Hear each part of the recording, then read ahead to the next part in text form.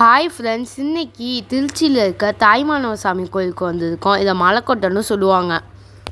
நாங்கள் இப்போ தான் மலையேற ஆரம்பித்தோம். மலைக்கோட்டையில் மொத்தமாக 417 படி இருக்குது. இது ஒரே ஸ்ட்ரெச்சில் ஏற முடியாதுங்க, அதனால் நின்று தான் ஏறணும். இது தரையிலேருந்து 243 அடிங்க. இது 340 கோடி பழமையானதுங்க. இமயமலையோட இது ரொம்ப பழமையானது.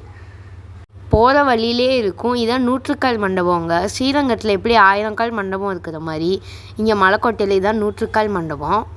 இங்கே தான் சுவாமிக்கு கல்யாணம் நடக்கும். இதுதான் தாய்மானவர் சன்னதி. இப்போ தான் நாங்கள் உள்ளே நுழையிறோம். 23 நாயன்மார்கள் இங்கே சைடில் இருந்தாங்க. பார்க்கவே ரொம்ப அழகாக இருந்துச்சு.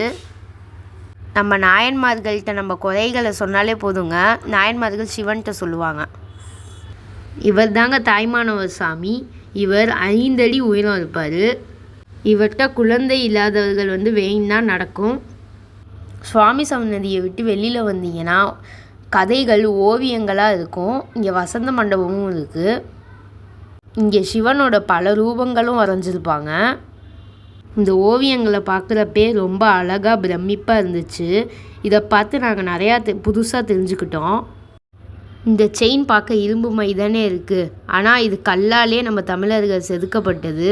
நாங்கள் தாய்மானவர் சுவாமி சன்னதியை விட்டு உச்சி பிள்ளையாரை நோக்கி போயிட்டுருக்கோங்க. தாய்மானவர் சுவாமி சன்னதி வரைக்கும் படிக்கட்டில் எல்லாம் பெருசு பெருசாக இருக்கும். உச்சி பிள்ளையார்கிட்ட எல்லாமே ரொம்ப சின்ன சின்னதாக இருக்கும். ஒரு வழியாக உச்சி பிள்ளையார் சன்னதிக்கு வந்துட்டோங்க. மொத்த திருச்சியும் இங்கேருந்து பார்த்தா தெரியுதுங்க. செம்ம காற்று வீசிச்சு இங்கேருந்து பார்க்குறப்பே. இங்கேருந்து எங்கள் வீட்டை நாங்கள் தேடிக்கிட்டு இருந்தோம். ரொம்ப ஜாலியாக இருந்துச்சு. இங்கேருந்து பார்த்தா காவேரி ஆறு தெரியும், ஸ்ரீரங்கத்தோட எல்லா கோபுரமும் தெரியும், ஏன் ஹோல் திருச்சியே தெரியும். எங்கள் அம்மா படித்த ஸ்கூலு காலேஜ் எல்லாம் காமிச்சாந்துங்க. செம்ம ஜாலியாக இருந்துச்சு. நாங்கள் நல்லா என்ஜாய் பண்ணோம். சாமி கும்பிட வந்தோமோ இல்லையோ ஃப்ரெண்ட்ஸ், நாங்கள் நல்லா அந்த பாதையில் ஆட்டம் போட்டோம். நல்லா சறுக்குச்சு. லேட்டாக போனதுனால வெயில் வந்துடுச்சு, ஆனால் ரொம்ப ஜாலியாக தாங்க இருந்துச்சு. ஏறுறது தாங்க ரொம்ப கஷ்டம், ஆனால் இறங்குறது ரொம்ப ஈஸியாக இருந்துச்சு. அதனால் மறக்காமல் உங்கள் ஃப்ரெண்ட்ஸ் அண்ட் ஃபேமிலியெல்லாம் மலைக்கோட்டையை கூட்டிகிட்டு வந்து ஜாலியாக என்ஜாய் பண்ணுங்கள். வீடியோ பிடிச்சிருந்துச்சுன்னா லைக் பண்ணுங்கள், ஷேர் பண்ணுங்கள். மறக்காமல் அனிமீனியை சப்ஸ்கிரைப் பண்ணுங்கள்.